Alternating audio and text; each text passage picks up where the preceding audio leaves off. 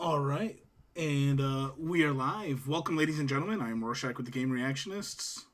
And I'm Spectre. And we are at the end of 2024, almost. Tomorrow is the last day. And so, what better time of year than to do our year in review?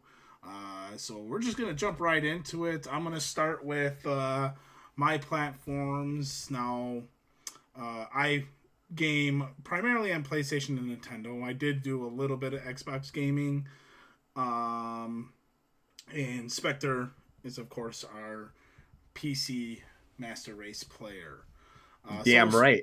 Damn straight. Yeah, so just Steam for me. Self-proclaimed Master Race Just player. just Steam for me. So so we're gonna get into the least cared about because I don't care about Xbox, and it shows. nobody cares about Xbox. Total time played 6 hours, and I can honestly say about like maybe 4 hours of that is recently on Space Marine 2. I just picked that up. A couple of buddies of mine are playing that. Nobody cares. And I was just checking our volumes there real quick. But a couple of buddies of mine, you know, they begged me. If you turned it on, played it for an hour, then it idled for 5 hours, right? Pretty much. So I've played 5 games apparently. Mostly action and adventure. My top game, Space Marine. Apparently I spent 40 minutes in Destiny 2, which I must have turned that on, idled, maybe wandered around, and then realized I don't want to do anything in this game and turned it back off. Grand Theft Auto Online, I just had the itch to go online, pancake some cars with my legally safe Batmobile, and then signed right off. So 31 minutes there. Other favorites apparently were Metal Gear Solid 3. That might have been the one where I played a substantial amount of time on as well. And apparently I logged into Call of Duty again. That must have been something I just logged in to see. But that was it. Phil Spencer, special shout out from Phil. Look at that. should we play it? Should we see what he has to say? Oh, sure. As long as it's not too long. Hi, Xbox community. As we wrap up 2024, I want to take a moment to thank each and every one of you for making this a year to remember. For what? Your love for gaming continues to inspire us. Throughout the year, our community has seen incredible achievements, unforgettable moments, and countless hours of joy and triumph when playing What on is it, Xbox. Indiana Jones? It's I like the personally big spent a ton of hit, time battling the Lilith game in you Diablo can 4. subscribe and to. It looks like back AI. into Fallout 76 with It's friends like an AI version after of it. binging the Amazon TV series. We believe in playing the way you want to play. So whether you are It's only a minute long. Even if He has to mention a TV series. It's only a minute long. intense We believe multiplayer in matches on playing the Xbox way you wanna consoles, play, even if that or means you don't play simply with enjoying us. time well spent connecting with friends on mobile, we're so glad you experienced the Oh, this joy feels of a lot longer gaming than in a a minute. way that works There's for still 20 you seconds. this year. Longest minute of our lives Thank you here, for man. being a part Come on, of this Phil. incredible Wrap it up. Xbox community. Here's to more quests, victories, connections, and more joy in the years to come. Happy gaming, and see you in 2025. Okay. See ya, There Phil. you go. See ya, Phil. Thanks for that, Phil. You've inspired me, Phil. Not only I don't even play Xbox anymore. I haven't played for over a decade now, but I'm going to do my best this year to really delve into Linux. So I don't even have to use Windows anymore. Here we go. Yeah, 5 minutes in Call of Duty. So clearly I loaded up to check out whatever the menus were and then signed You right got back to out. to the menu and you're like, wait a second, why am I doing this?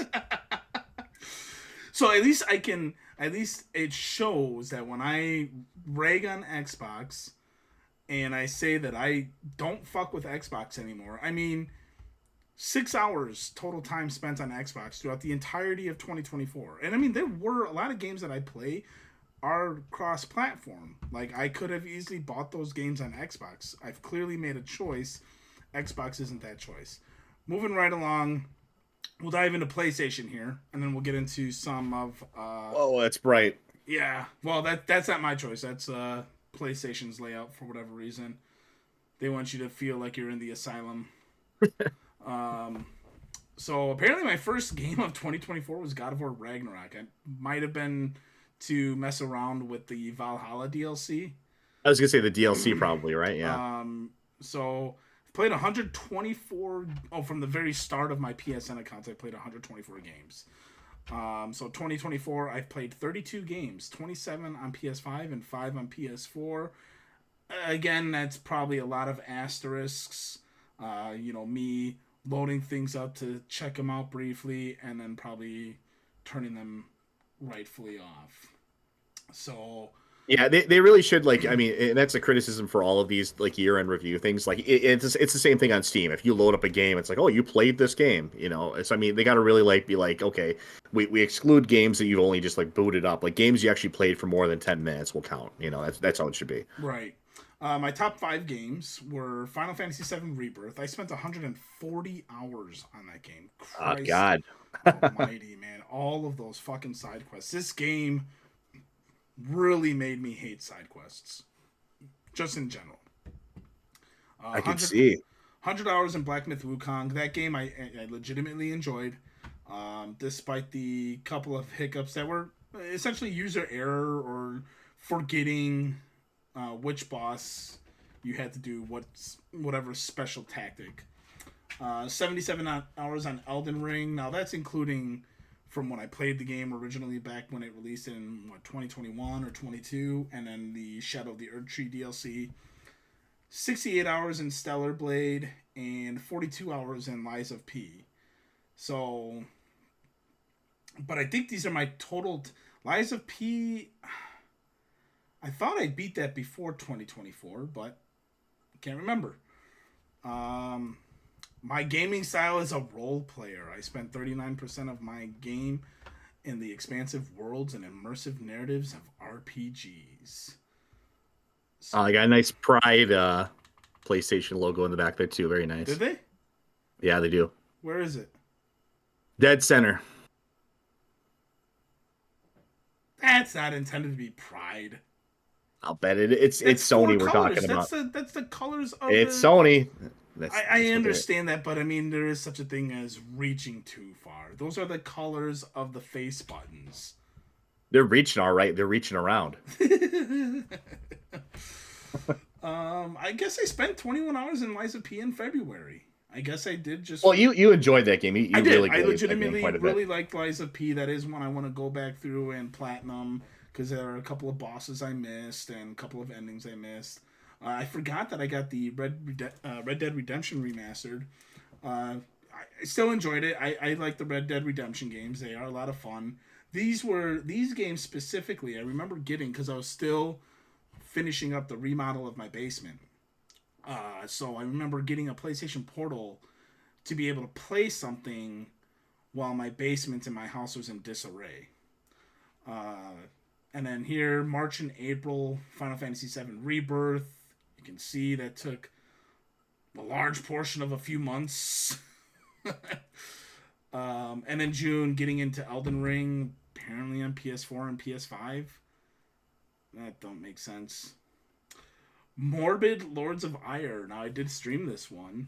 And I remember that, yeah. I didn't hate it. You know, it was... it looked like a Soulsborne. It's more akin to like a earlier, Devil May Cry, or even simpler hack and slash than Devil May Cry.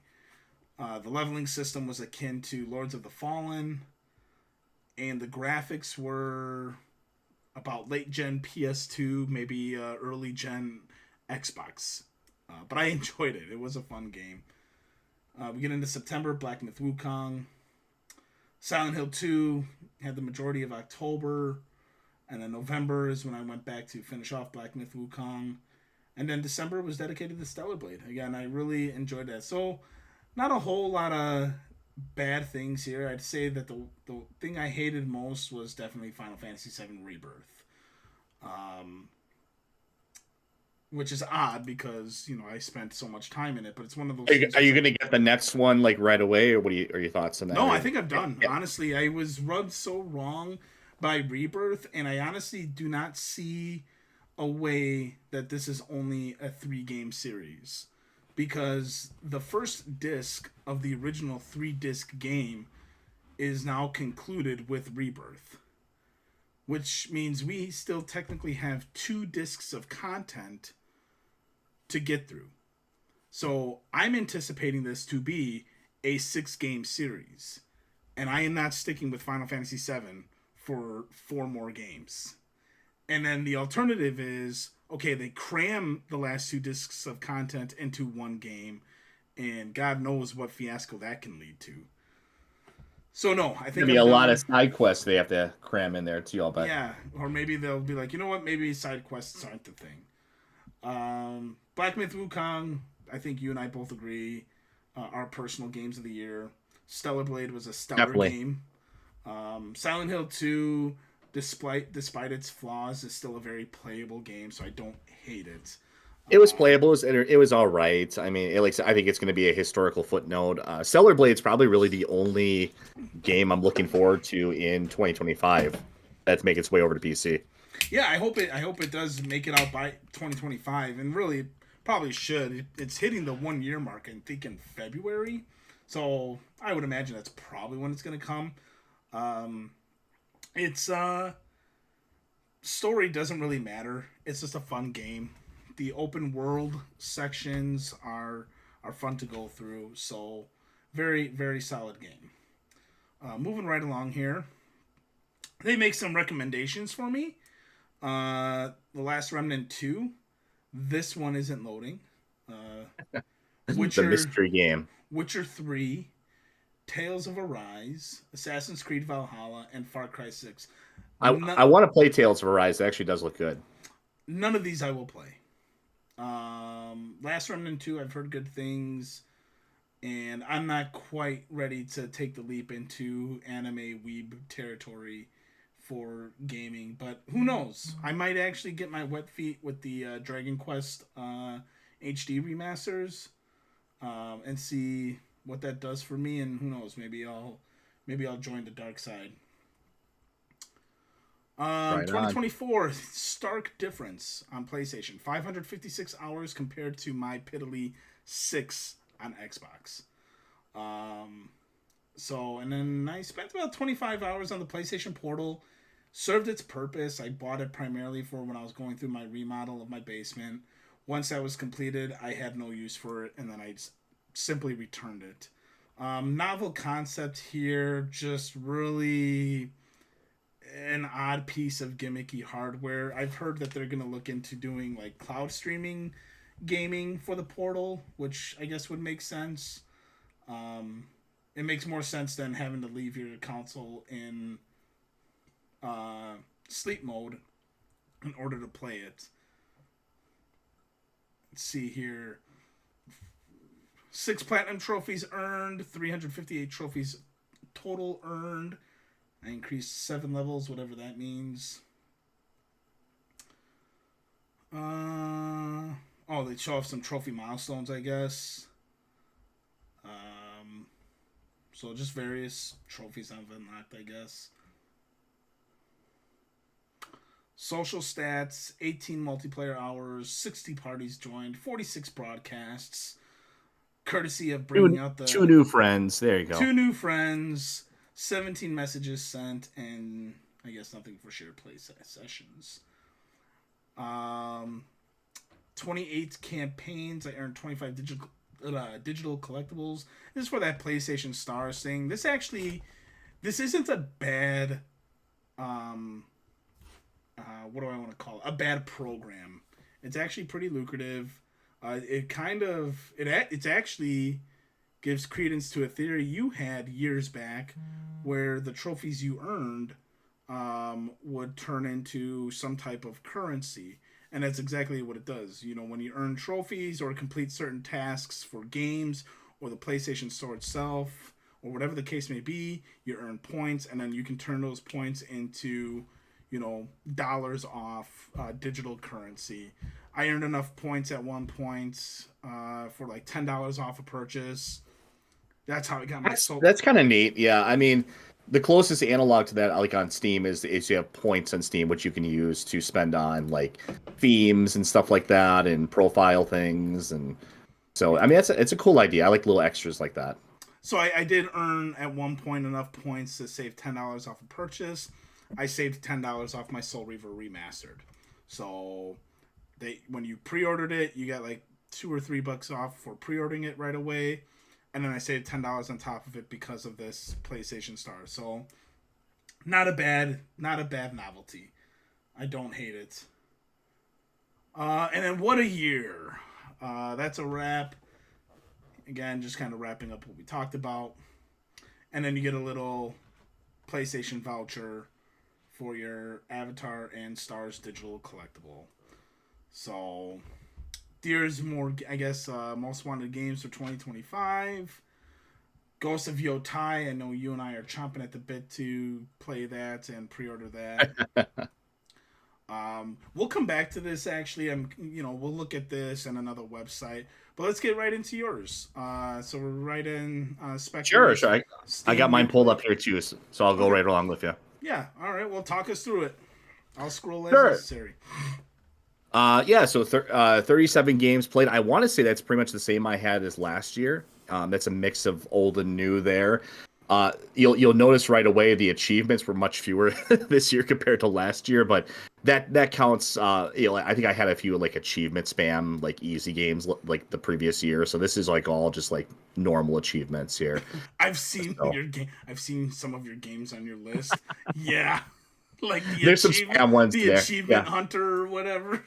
I wanted to my first original goal was like to get up like over like 100,000 achievements, and like that's how you did it. So it's a padded list to some degree, but I kind of got away from that though. Played 65% with a keyboard and mouse to 35% with a controller. That sounds about right. And this, no surprise here as well. Almost half my time, or a good portion of my time, is spent on World of Warships. That's like my go-to multiplayer game. I always come back to it. I have a blast with that.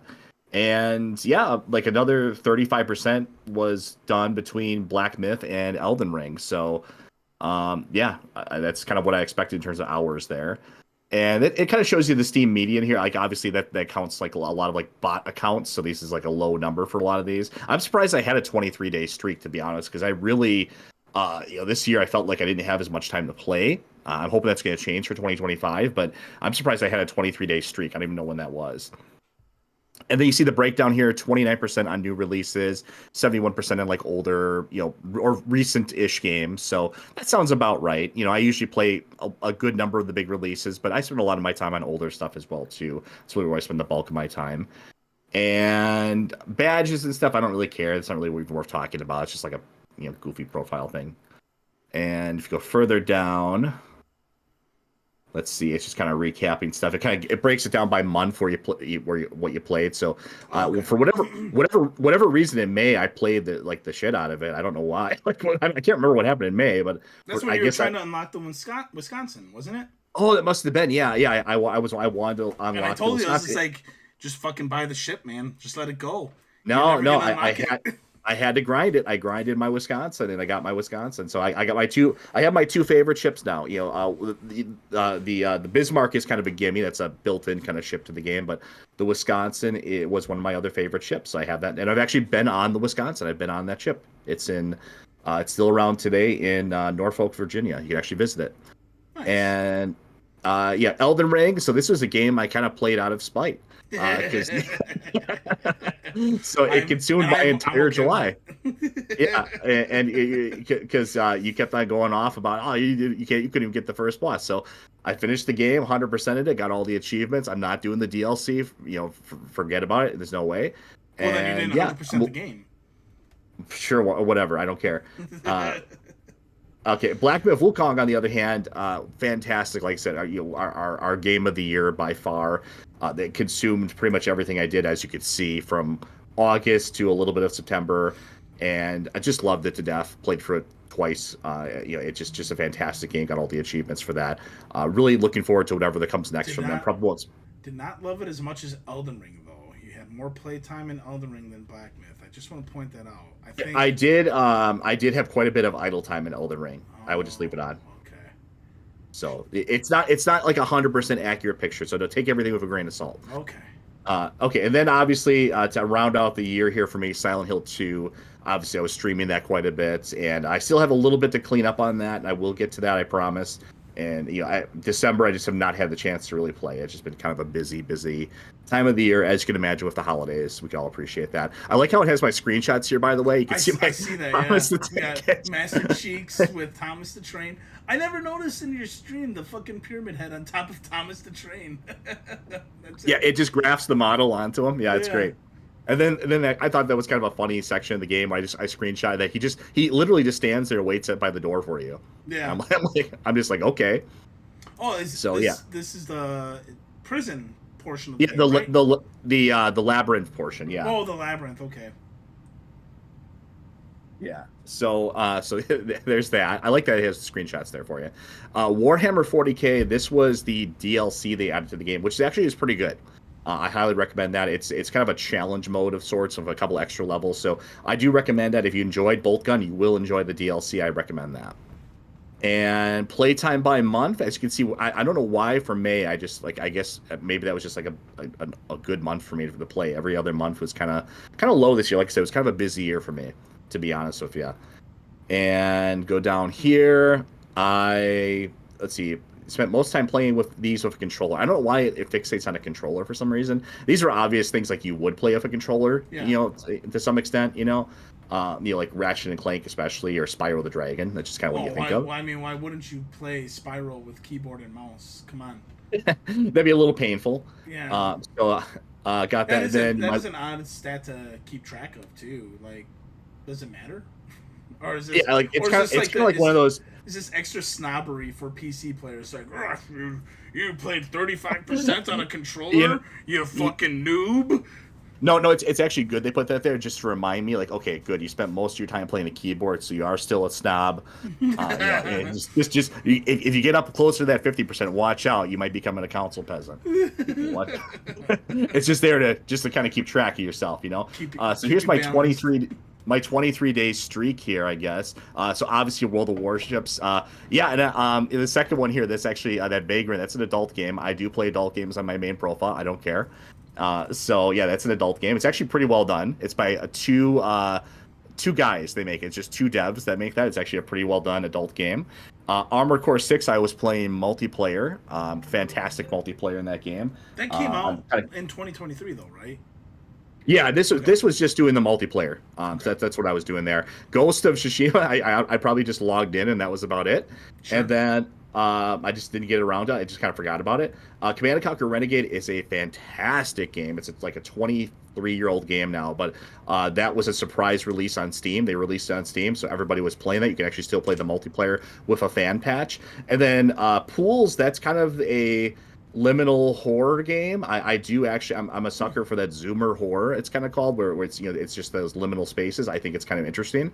I like that backrooms type of stuff. So there's that. I played that. So for this one, I recommend going to grid view. It's a little bit easier to see everything. It just kind of gives you an overview of the entire year. So I think it does rank them by what you played the most. So up top, obviously, like I said, I was completely unsurprised by that World of Warships. Elden Ring, Black Myth, those are long RPG games. They take a lot of time. So there's the bulk of your playtime right there. Like I said, Silent Hill 2, I basically finished. Bolt Gun was DLC. I played for All of Blood. Blood is a fantastic game. I missed out on that in the 90s. It's a fantastic game. It's actually one of our more popular unboxings. People really like watching that video. We did do the unboxing of that video. Check out the channel to check that video out. It was actually a pretty cool limited run edition. Yeah, check that out. It's a really cool unboxing. Yu-Gi-Oh! Master Duel, I finished up the achievements for that, so that's why there's a little bit of playtime on here. TCG Card Shop is amazing. It's just a fun, casual, relaxed type of game. Highly, highly recommend that game. It's a fun. It's just I think it's like cheap too. It's like $10 or something. Command & Conquer Renegade, like I said, fantastic, classic game. Going down to Dark Forces Remaster. Dark Forces Remaster, also really, really good. I think I played the original on here towards the bottom as well too, just to kind of compare the two. But it's just a solid, Night Dive does really solid remasters. Pools, I already talked about. Spyro the Dragon, just played that a little bit. Fallout 76, whenever you see that on my profile, it's because I was probably doing DLC. There was a new DLC that came out this year that had achievements, so I played that. Ratchet and Clank Rift Apart, I was pretty disappointed. I thought it was a very generic game. I don't think they really did much with it. You You know, played I gotta agree with you because I did buy that on PS5. 2 years ago, 2 3 years ago, it was on like a sale one holiday for like 20 or 30 bucks or something like that. And I popped it in, and I never played a Ratchet and Clank game before, but I was like, you know what? Everybody keeps talking about it. It's a PS5 game. At the time, it still was. So I'll put it in.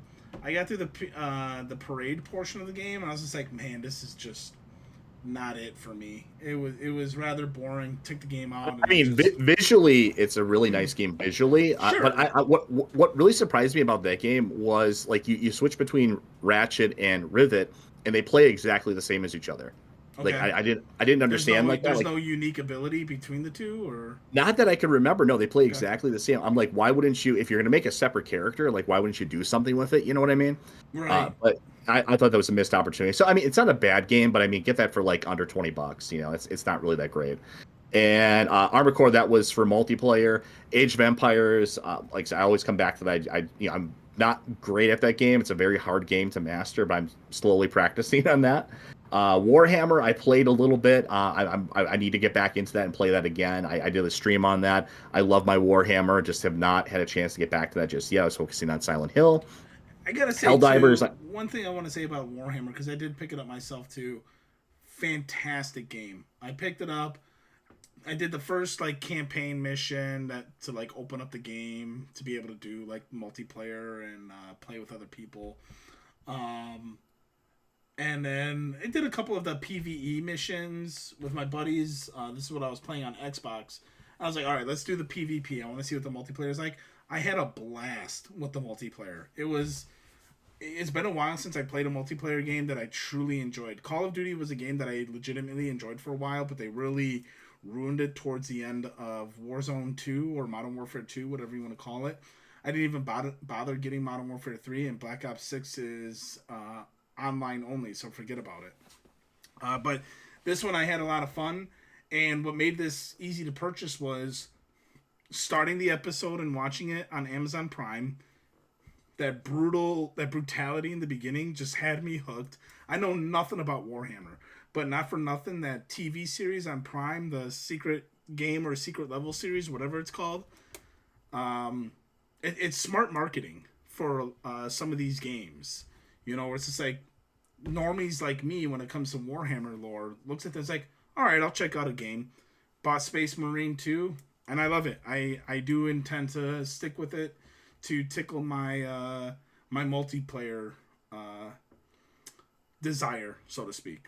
Anyway, I'll have to play with you too, because I know it's cross-play on the PvE side, at least for Yes. now as well too. But yeah, I'm the resident Warhammer fan. I would say for anybody that's I've been immersed into Warhammer for well over a decade now. For anybody that's like looking to get into Warhammer, and it is kind of intimidating. It's sort of like I mean, there's so much lore to unpack. It's a whole universe to unpack, but it's sort of like saying like I want to learn about Western civilization. It's like where to even start. I recommend just find a faction or a chapter or a Space Marine or a race or whatever that you're interested in, and just learn everything you can about them. And in the process of learning about them, you're going to learn about all the other things in the universe as well too, because everything's interconnected. So that's my recommendation. I'm a Chaos Space Marines player, so that got me into a whole bunch of different branches of lore and different other things. So that's my recommendation to kind of to ease your way into it. So Helldivers 2, we actually played that together. We had fun with that, but that game really just kind of dropped off. Yeah, we just didn't care after that point. Vagrant, I was already talking about. That's an adult game. Like I said, actually really surprising production values. I do recommend that for like the $5 it was. God of War Ragnarok, I just have not had a chance to really play that too much yet. There was actually an issue when it first came out where controllers, just for whatever reason, were not they weren't syncing up with the input, like Steam input, but that's all fixed now, so everything's working just fine on it. But I will get back to that. It just came out like when Silent Hill was out, so I just did not get a chance to really play that too much. Flintlock, I refunded Flintlock. That was just a video we did. That was an awful game. That's right. Yeah, because I talked. we, we talked to you. I talked you into just buying it and refunding it just so we could stream it and show how bad it was. That was the plan. Yeah, it was just as bad as we thought it was. Spirit City Lo-Fi. I don't even remember that game, to be honest. I think I played it like for like 2 seconds, logged on, and just and logged off it. I thought it was like an idler game. Nice combination of pinks and blues and purples in here. Right. I can see why you got that. It was supposed to be an idler game, but it wasn't good. But Ghost of Tsushima, I think that was the same thing where I just like logged into that. I just did not really do much of that. I kind of just didn't get back to it yet. And I mean, like I said, the first game is just fine. Ghost of Yotai looks awful, but I mean, the first game is still a decent game, you know. Marvel Rivals actually was surprisingly decent. I kind of dipped my toe into that. I wanted to see what all the hype was about.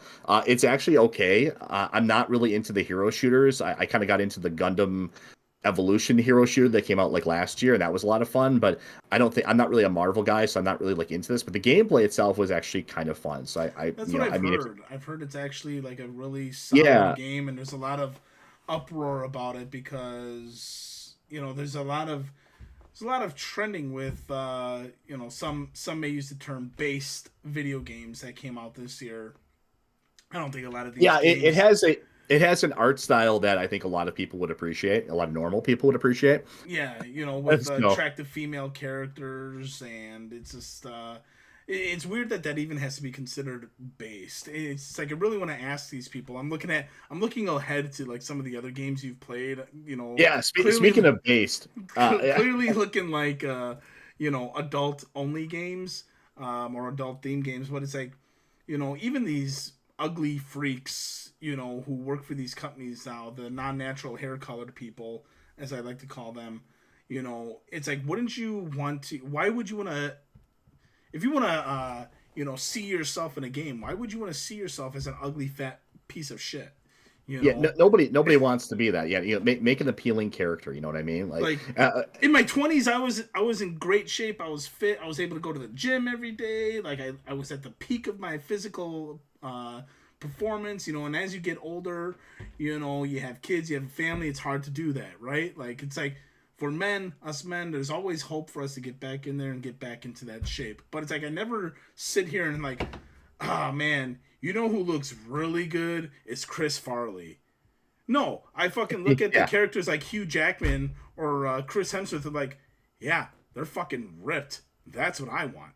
Like I don't understand that. Why is that the case? I mean, you want that. I want like a kaiju princess myself. Like that's. I'm talking about like our own personal physical appearance, dipshit. Oh, I got you. Okay. If you want to be, we talk about what we want, No, if you want to look like a kaiju princess, I'm not here to judge you, Spectre. You put on that dress and you rock it, girlfriend. So, anyways, kaiju princess is actually another. Pretty well done. It's actually a game on your fucking list. It is, yeah.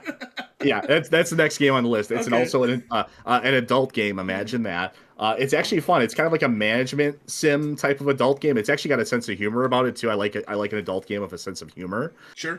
It's very jokey. It's almost like an anime in some ways. So I like that aspect of it. And speaking of comedy in games, that's definitely what happens with Alex Jones.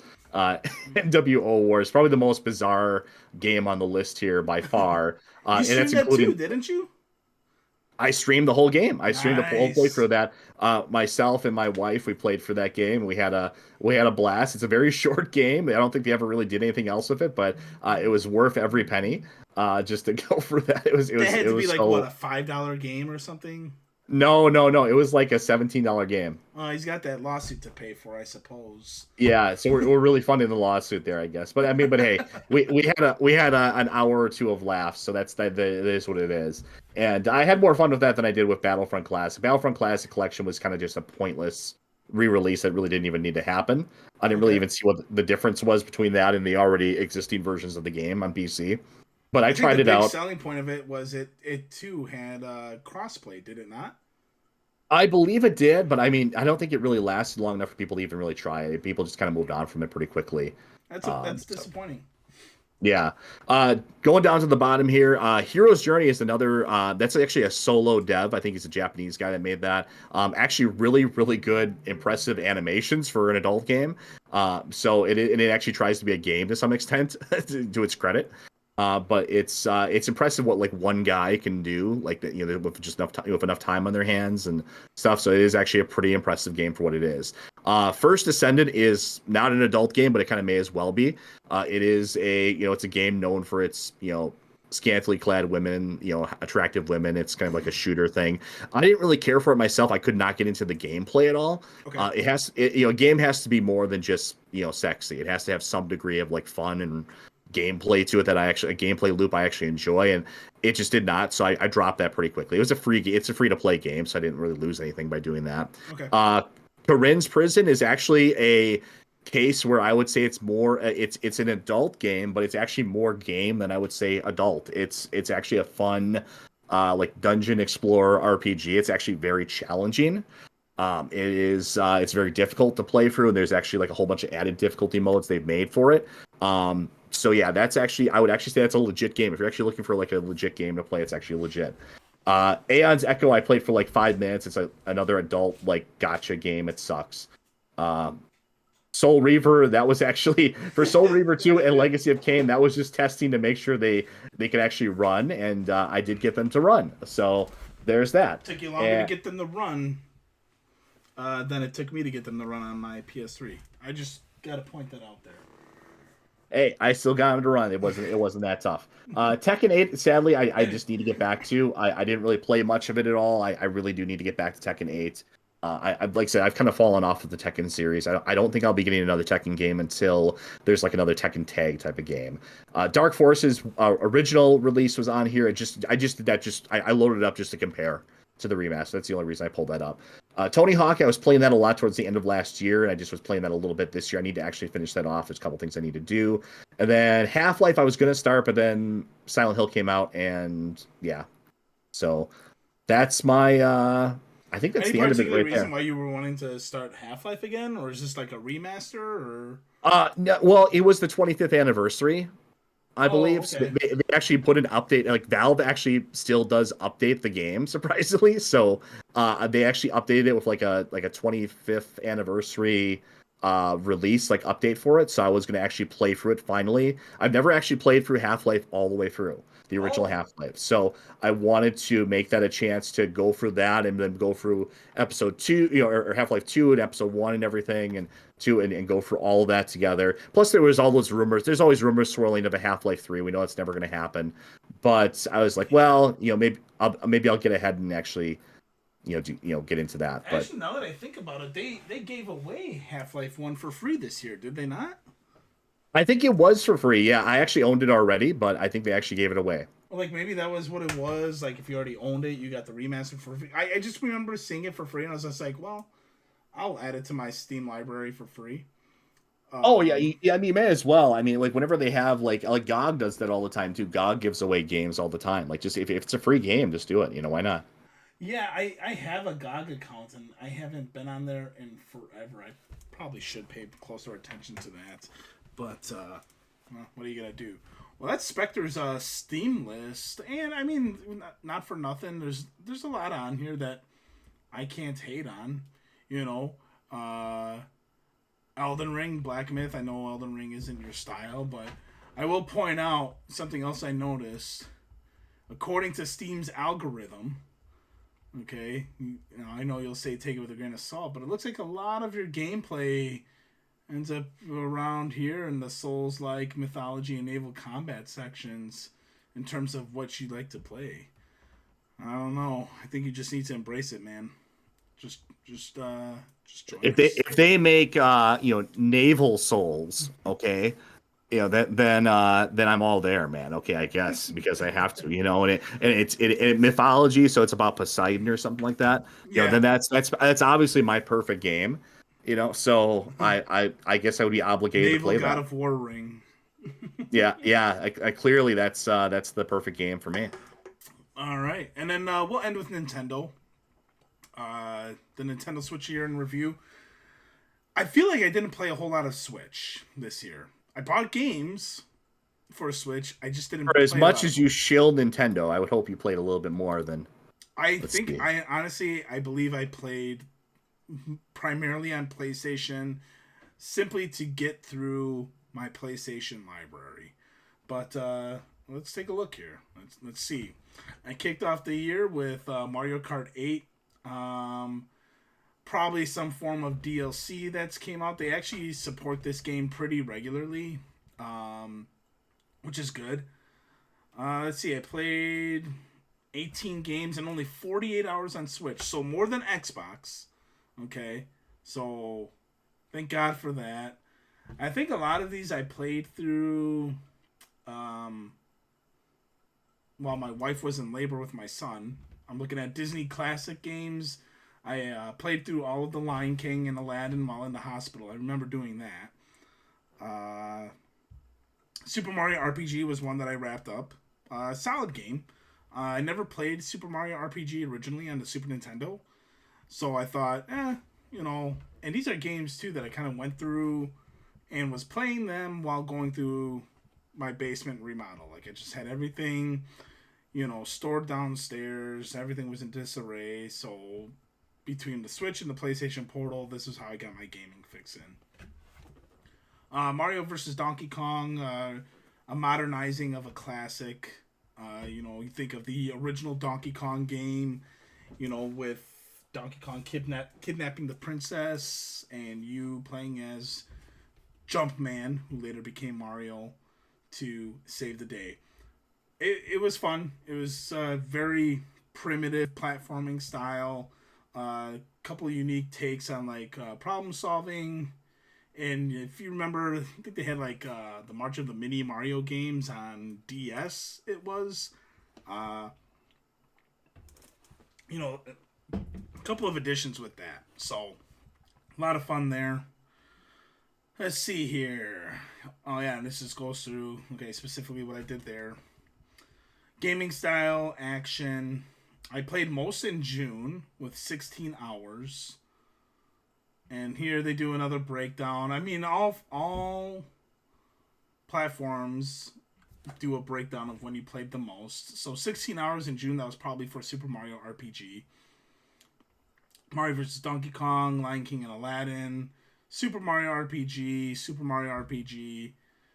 Did some Nintendo 64 Switch Online. I think that's when you came over and we did some Mario Party. Played some Metal Gear Solid, Sons of Liberty on the Switch. Actually ran okay, which I would hope. It's a PS2 game. Super Mario Party Jamboree.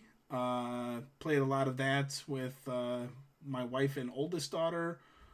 I love it. It's great. It brings in a lot of the old classic boards from Nintendo 64 days.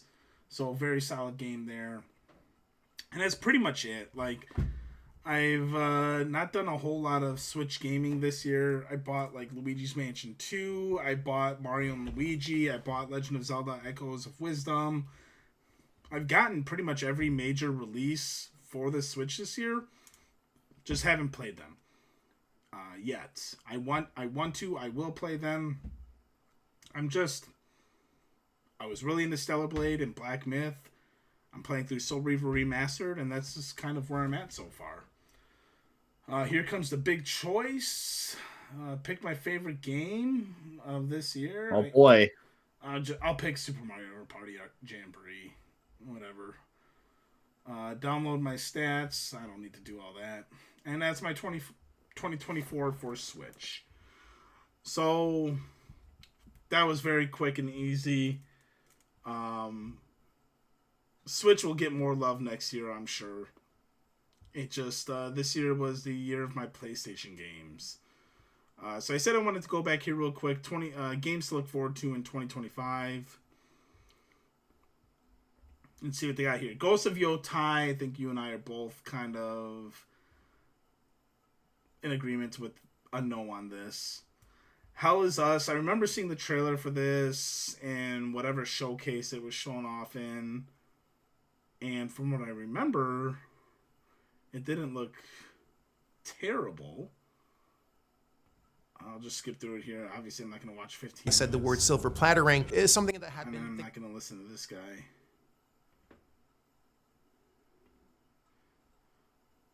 Oh, yeah, okay, I remember this game. Another, I don't know, wannabe Souls-like style game or action-adventure game. So, we'll see. I don't know about that.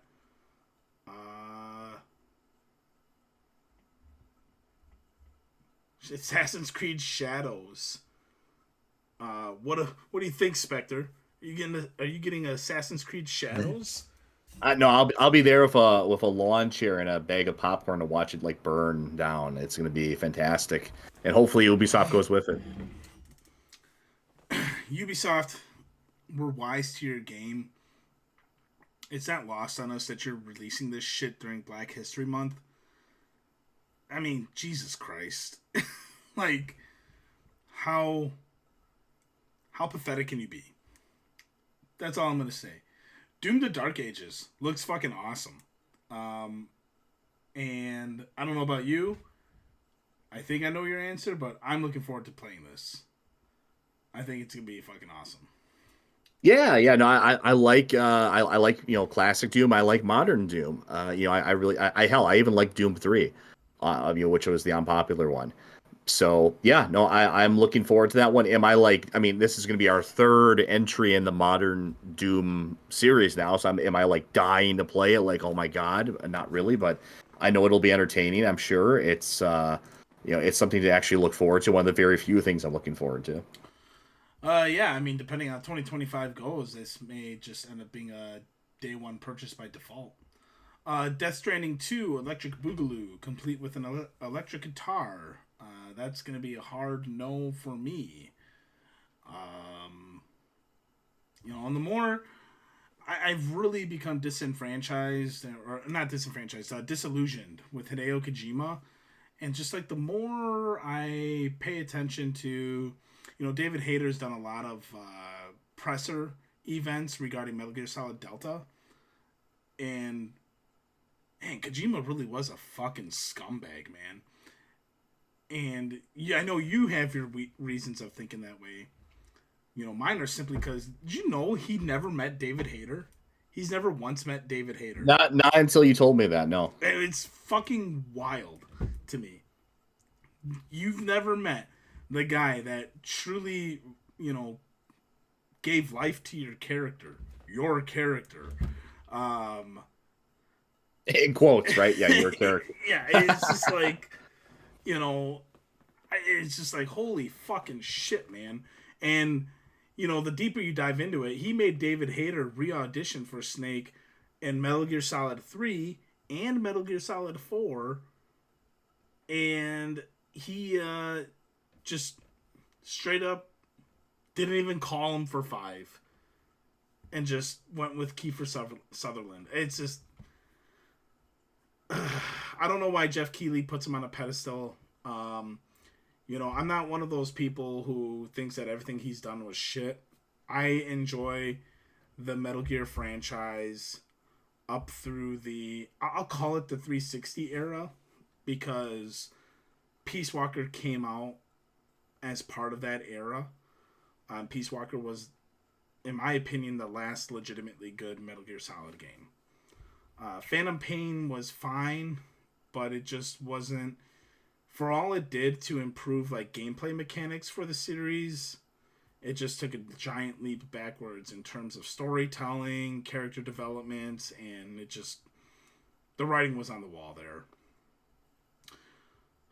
Monster Hunter Wilds, we all know how I feel about this game. Anybody who's paid attention to any fucking coverage of ours of any video game showcase.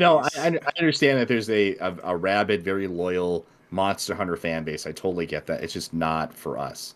It really is not. Well, it's not for us when it's the only fucking one last thing of every fucking showcase. I feel like the past 2 years.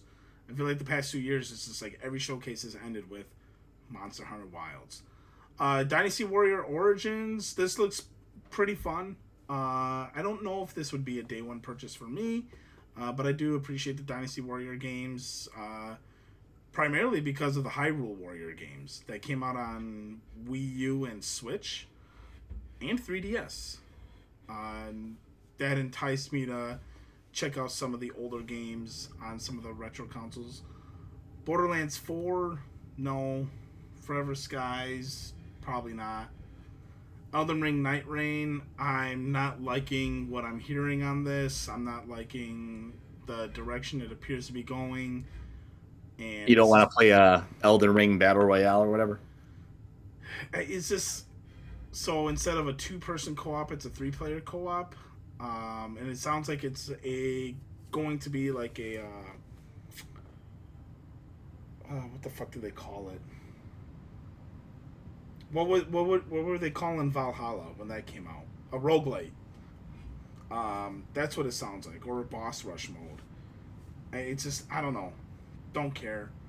Five Nights at Freddy's, no. Split Fiction, no. Crimson Desert, probably not. Civ 7. Now I know this is mostly in your genre. So what's your take on Civ 7? Civ 7. Yeah, so I mean I'm not really like a big like Civ player, to be honest with you. Like, Okay. I mean I played like the last Civ game, I can't remember the last one I played, maybe 5 or something. I mean it's just it's never was a series I really got into. I was really more into like the because the gimmick behind Civ is that you can win in multiple ways. It's not like it's an RTS, like a 4X RTS with multiple ways you can win. You can have economic victories, you can have a military victory, you can have a cultural victory, you can have a science related victory, things like that. So it gives you it's kind of like as the title implies, you're building a civilization. Whereas I was always more into like the military style ones, like your Age of Empires and Empire Earth and stuff like that, where it's about military conquest. Even though there's other ways to win in those games as well too, Civilization was really kind of about that kind of like diplomacy and alternate win strats and stuff like that. So I never really got into it too much. I don't know if I will get around to playing it, but maybe it's something I should check out. I honestly didn't know that was the case with Sid Meier games. I obviously have never played them. My knowledge with RTS games starts and stops with StarCraft 2 and Warcraft 2, and I don't even know if you would consider those truly to be RTS games. But of course those are quintessential RTS games. Yeah. Okay. Well, I mean that just goes to show how long out of the game I've been with them, though. Mafia Old Country. We saw more footage of this at the Video Game Awards. And this will probably be a day one purchase for me. It looks very good. It looks very clean. And honestly, I'm a bit more. I mean, I gave it some more thought. I'm a bit more skeptical on it because I know Mafia 3. I didn't go for like myself. I enjoyed Mafia 2 quite a bit. But I just, from my understanding, that none of the original people are still around. For this, so there's no reason to there's no reason, just because I enjoyed Mafia 2, there's no reason to expect this game to be any similar level of quality compared to that, because it's sort of like how is the case with many studios nowadays. Like modern BioWare is not the same as BioWare circa 2004 or whatever. Modern Bethesda is not, just because it has Bethesda on the door doesn't mean that it's Bethesda circa 2005 or whatever, you know what I mean? So or Blizzard 2004 or something like that. I'm cautiously optimistic. I don't want the game to fail. I don't want it to be bad necessarily. I like the idea behind it. I like mob style games, but I think this is going to be a wait and see for me. I'm going to be cautiously optimistic on it, but I'm not going to throw my chips in on it just yet. I want to see how it actually plays out. It'll be it's a wait and see.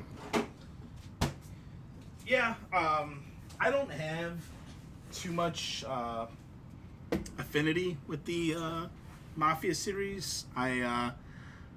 Truth be told, I think the only game I've ever actually played was Mafia 3, and it was one of those where I had just gotten a PlayStation 4, and I think Mafia 3 was out at the time, so I got it to try to scratch that Grand Theft Auto itch without having to rebuy GTA 5 again.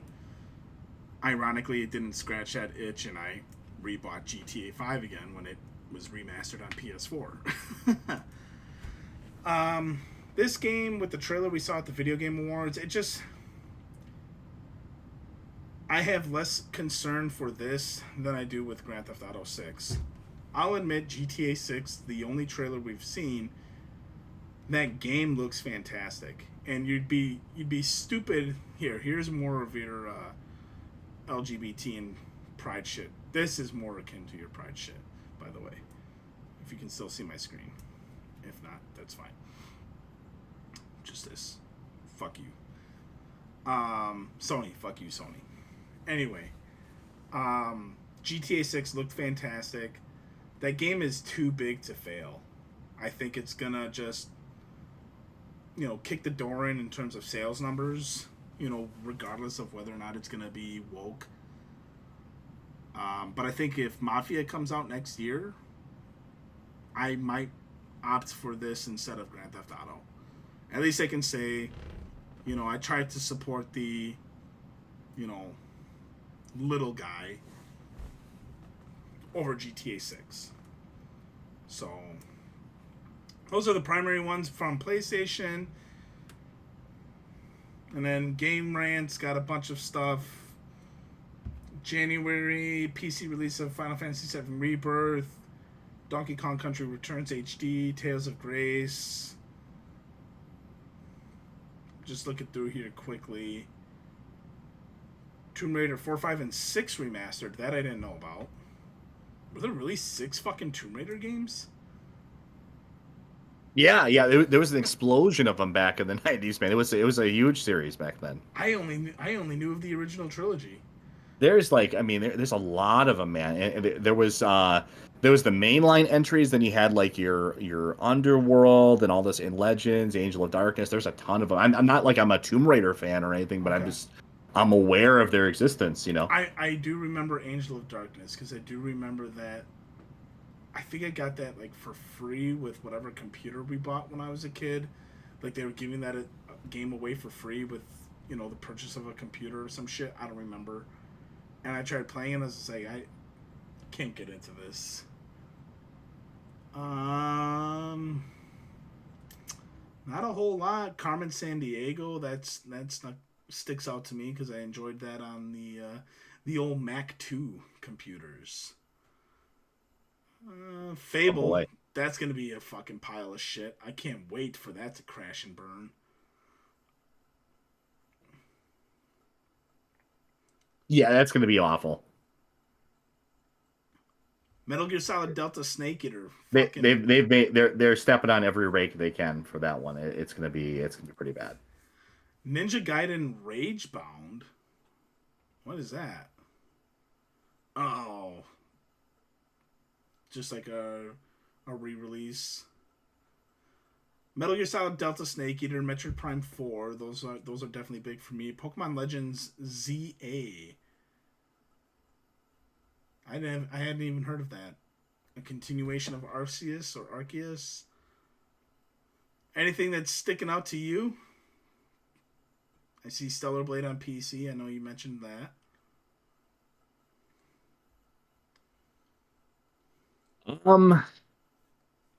There's not a lot, man. I'll be honest with you. Yeah. And that's okay.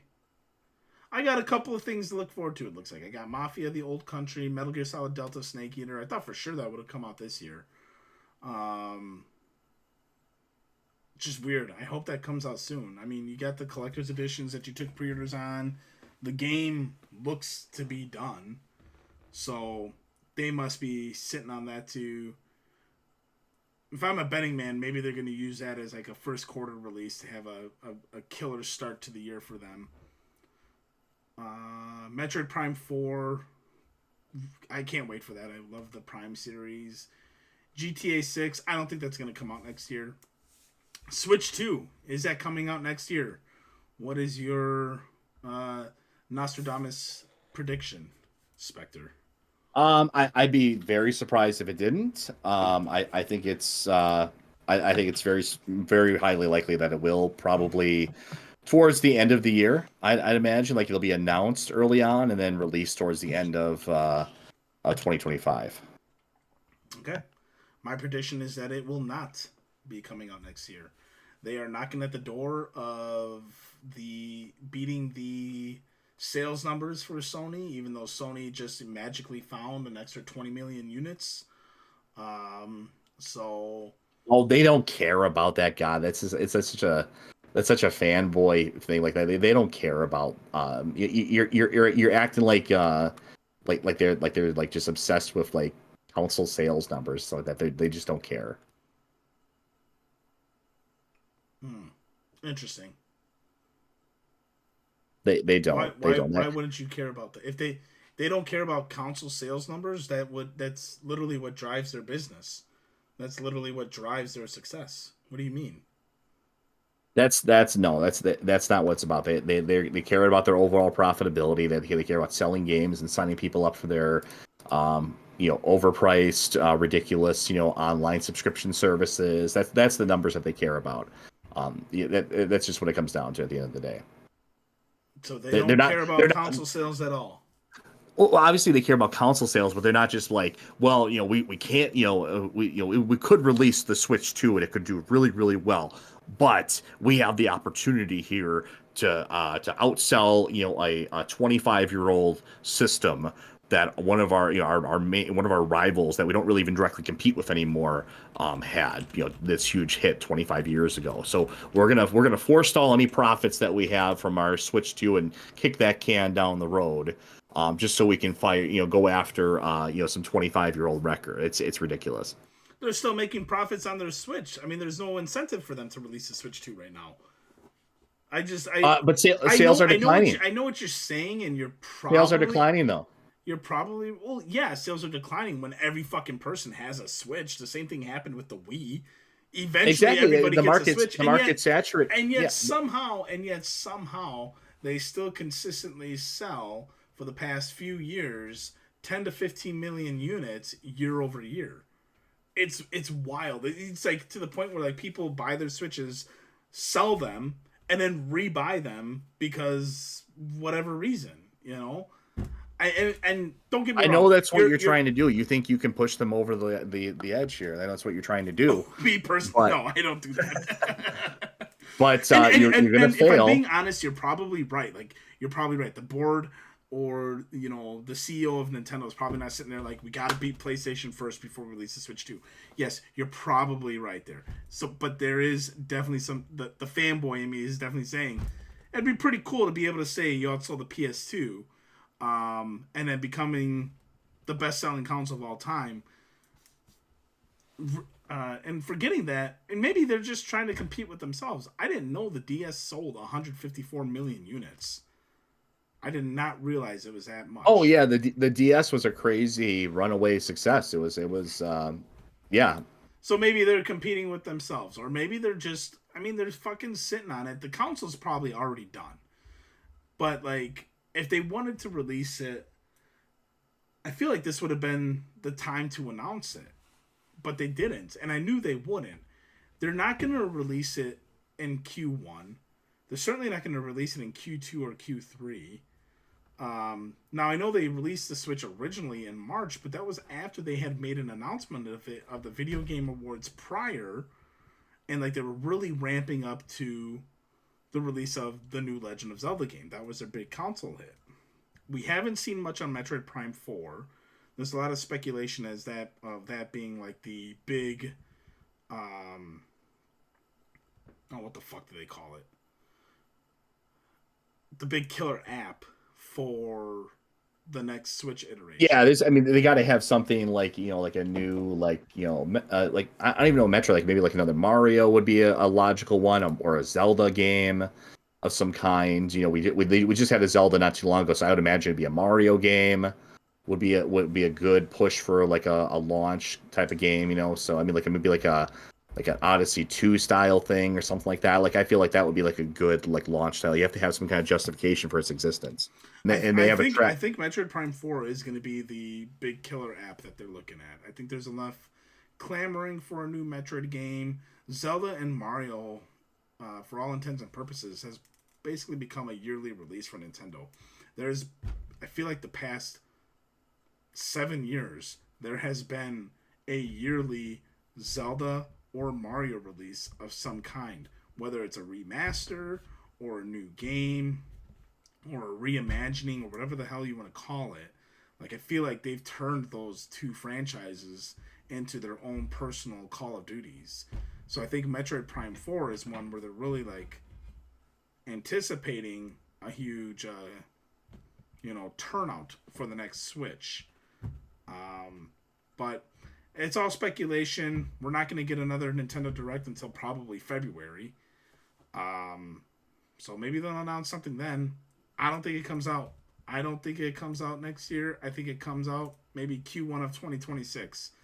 I think they just continue the year to fine-tune whatever titles they're going to release on their next system. Push out whatever fucking remasters they're sitting on or whatever small indie games they're sitting on. Wait till 2026 and go from there. They're not hurting for it. They don't need to release it now, and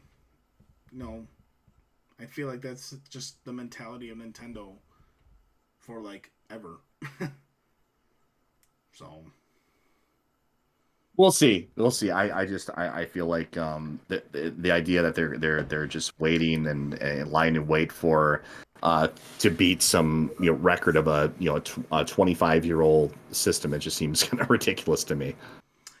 Again, you're probably not wrong, but it'd be pretty cool. It'd be pretty stupid, but yeah. Well, I mean, if you want to call Nintendo stupid as they're sitting on their fucking billions of reserve cash, well, more power to you, I guess. They're gonna buy out Steam. That's what's gonna happen. Not while Gabe's alive. Gabe's gonna sell out to him. He's gonna do it. For what? He's already a billionaire with 3 yachts. I think he's doing all right. He wants that fourth one, man. Money.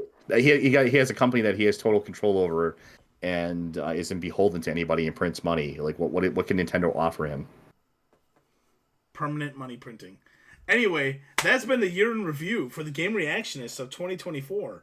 Let us know what you think of the games that we've played, games you might be looking forward to in 2025. Let us know in the comments below. Don't forget to hit that like notification and hit the like button and smash that notification bell if you subscribe to us. So, all that cool stuff. I'm Rorschach with the Game Reactionists. And I'm Spectre. We'll catch you guys next year.